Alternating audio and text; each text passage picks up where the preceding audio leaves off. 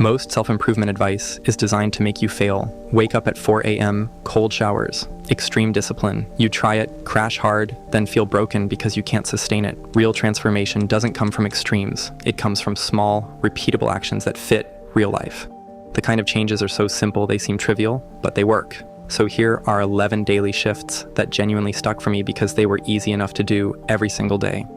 Adjustment number 1. Put your alarm on the other side of your room. It sounds basic, but it works because it forces you to get out of bed. When the alarm goes off, you can't just roll over and hit snooze. You have to stand up and walk to turn it off. That small movement triggers your body and brain to wake up. Going back to bed feels harder than just staying up, and that's the point. Most people lose hours because they keep giving in to 5 more minutes. Changing your environment removes that decision. The first week won't be fun. You'll want to quit.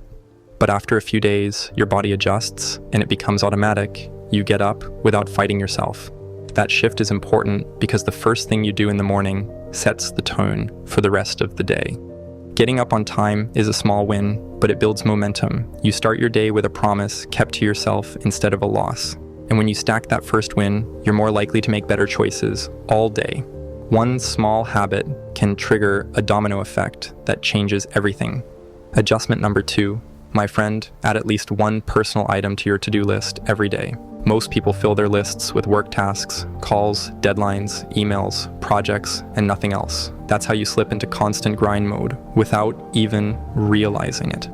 Work will always expand to fill your time. If you don't schedule personal priorities, they disappear. Relationships, health, and simple downtime get pushed aside for later until later never comes. You don't notice it at first, but months of ignoring those things leads to burnout and regret.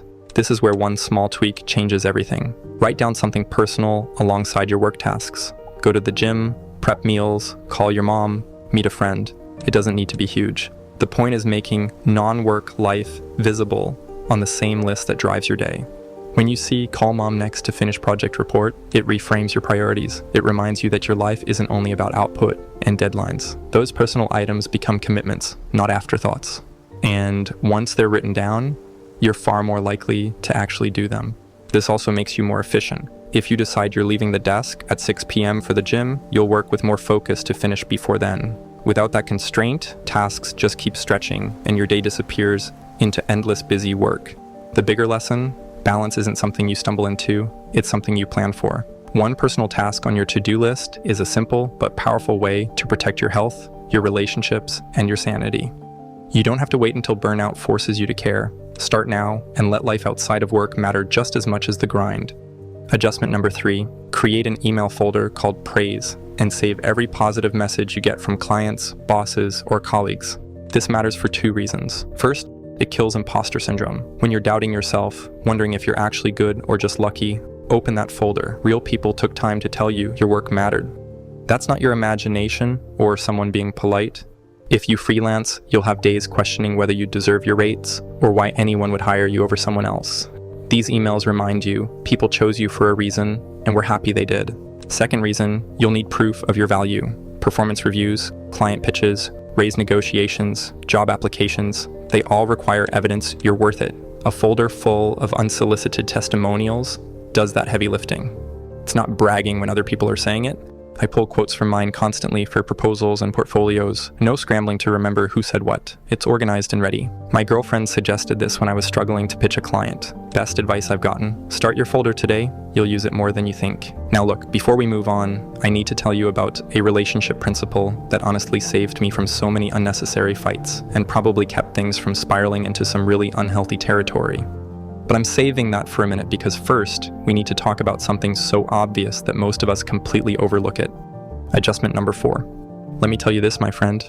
Carrying a water bottle everywhere sounds basic, but dehydration quietly ruins your focus, mood, and energy. Most people don't realize how often they're running on empty. We blame exhaustion on lack of sleep or stress, when half the time we're just thirsty. Water is fuel for your brain. Even mild dehydration can drop your energy, slow your thinking, and make you feel irritable. When you're hydrated, your body works better, your mind stays sharper, and you stop hitting that mid-afternoon crash that caffeine can't fix. The simplest way to fix this is to make hydration automatic. Keep a bottle within reach at all times, on your desk, in your bag, in your car. Every glance becomes a reminder to take a sip. It's not about counting glasses or overthinking it. It's about visibility and habit. When the bottle's there, you'll drink. There's another surprising benefit. It curbs mindless snacking. Your brain often confuses thirst with hunger, leading you to reach for chips when you actually just need water. Staying hydrated reduces those fake hunger cues. When you still feel hungry after drinking, that's when you know your body truly needs food. Choose a bottle you actually like using, something insulated, easy to carry, and large enough that you're not refilling every hour. Mine's a 32-ounce bottle, and 2 fills a day cover me. It's one of the smallest, cheapest habits you can build, yet it improves your focus, productivity, and overall well-being instantly. Most people chase big solutions for low energy, but sometimes the fix is this simple: drink more water, more often, with intention. This brings up something I'm genuinely curious about. How do you stay consistent with small habits like this? Do you set reminders, use visual cues, or just rely on routine?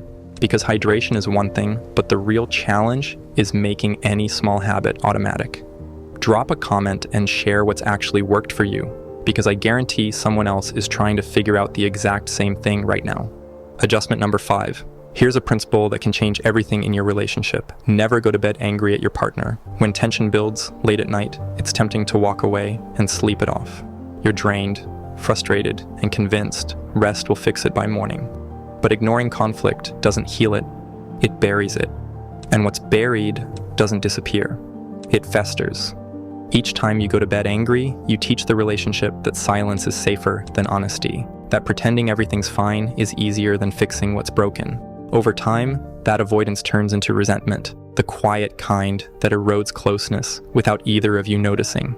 The solution isn't endless arguments or forced apologies, it's understanding. Before you sleep, reach a place where both of you feel heard, respected, and willing to try again tomorrow. You don't need to agree on everything, you just need to remind each other that the relationship matters more than the disagreement. That might mean staying up late to talk, swallowing your pride, or admitting you were wrong. It's uncomfortable, but growth lives inside that discomfort. Address things as they happen, keep the air clear. When you resolve conflict in the moment, communication strengthens, trust deepens, and love becomes steadier. Don't let anger linger overnight, because the longer it sleeps, the harder it is to wake the connection back up. Adjustment number 6. Hear what school didn't teach you. Food isn't just fuel, it's information for your body. Every bite you take tells your system how to perform, how to think, and how to feel. That's why one of the best upgrades you can make for your health, focus, and mood is simple. Choose higher quality, less processed food whenever you can. You don't need to go fully organic or shop at fancy stores. Just improving a few essentials makes a noticeable difference. Prioritize things like grass-fed meat, cage-free eggs, organic produce for what you eat most, and fewer packaged foods filled with additives and sugar. The goal isn't perfection, it's progress. Most processed foods are engineered to be addictive. The sugar, seed oils, and chemicals dull your natural hunger cues and drain your energy. Once you start reading labels, you'll be shocked by how much hidden junk sneaks into everyday meals. Your body runs better on clean inputs. When you feed it real food, you'll notice fewer energy crashes, clearer skin, steadier focus, and better sleep. You stop feeling sluggish because your system isn't constantly fighting to process garbage. Yes, better food costs more, but think of it as an investment in performance. You wouldn't pour cheap fuel into a high-end car and expect it to run well. The same logic applies to your body. Start small, maybe just switch to better eggs or cleaner breakfast options. Over time, those upgrades compound. The quality of your food becomes the quality of your life. Treat your body like something you plan to keep for decades, because you are. Adjustment number 7.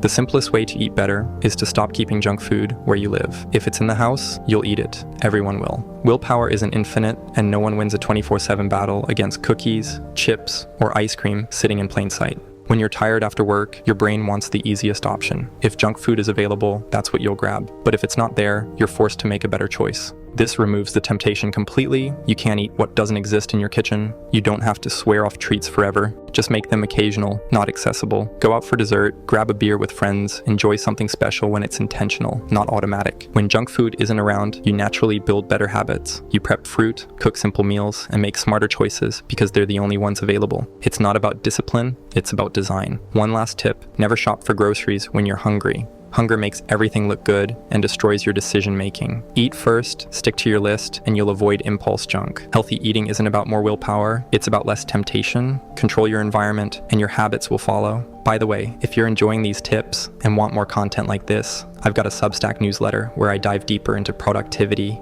habit formation, and just figuring out how to build a life that actually works for you. No fluff, no generic advice, just real strategies I'm using and experimenting with. The link is in the description. I'd love to have you there. Adjustment number 8, my friend, if you want to reclaim your focus, start by silencing your phone, putting it face down, or better yet, in another room. Your attention is your most valuable asset, but every ping, buzz, and flash is designed to hijack it. Here's the truth. If your phone is within sight, you'll check it. You'll think it's just one quick glance, but that quick glance turns into minutes lost scrolling, replying, or checking something irrelevant. Those micro distractions destroy deep focus. Studies show it takes about 23 minutes to fully refocus after being interrupted. If you're checking notifications every 10 or 15 minutes, you never reach real concentration. You're busy, but not productive. When I started putting my phone in a drawer while working, the difference was immediate. The first few days, I reached for it constantly, out of habit. By the end of the week, I stopped. My focus stretched longer, my work quality improved, and my stress dropped. Nothing on your phone is truly urgent. If it's an emergency, someone will call twice or find another way to reach you. Everything else can wait. You don't owe constant availability to anyone. Protect your attention. It's the foundation of every meaningful thing you'll ever build. Speaking of taking control, I'm about to share the one practice that keeps me grounded when everything else feels chaotic and overwhelming. But first, you need to understand why this specific approach to planning actually works when most planning fails. Adjustment number 9. Every night before bed, take 5 minutes to write a short to-do list for the next day. Keep it beside your alarm so it's the first thing you see when you wake up. That small act creates instant direction. You don't waste the morning figuring out what matters. You already decided last night. Keep it minimal. 3 to 5 essential tasks, handwritten. Writing by hand makes it intentional. You think before you write, you prioritize what truly moves your life forward, and you commit to it on paper. This simple ritual also clears mental clutter. Instead of lying awake, replaying tomorrow's responsibilities, your brain can rest knowing everything's captured. When you wake, there's no decision fatigue, just action. Most people start their day reacting to notifications, messages, and distractions. A written list flips that dynamic. You begin proactive, not reactive. You take control of your time before the world gets a chance to steal it. Do it tonight. No apps, no fancy planners, just pen, paper, and intent. For 1 week, write it down before you sleep. You'll notice mornings feel lighter, focus comes faster, and your day starts with purpose instead of noise. Adjustment number 10. So yeah, spend at least 10 minutes a day doing nothing. No phone, no music, no distractions, just stillness. It sounds simple, even pointless, but this single habit can completely reset your mind. We live in constant motion, scrolling, working, talking, consuming. Every spare moment gets filled with noise, but your brain needs silence to process, recover, and think clearly. Without it, stress piles up and clarity fades. Stillness doesn't have to mean meditation or some ritual. It can be sitting on the floor, walking without headphones, or simply breathing and observing. The goal is to step away from input and let your mind catch up with itself. These quiet minutes are where gratitude, awareness, and perspective return. You start noticing what actually matters and stop reacting to everything around you. It's a mental reset that strengthens focus, emotional control, and peace.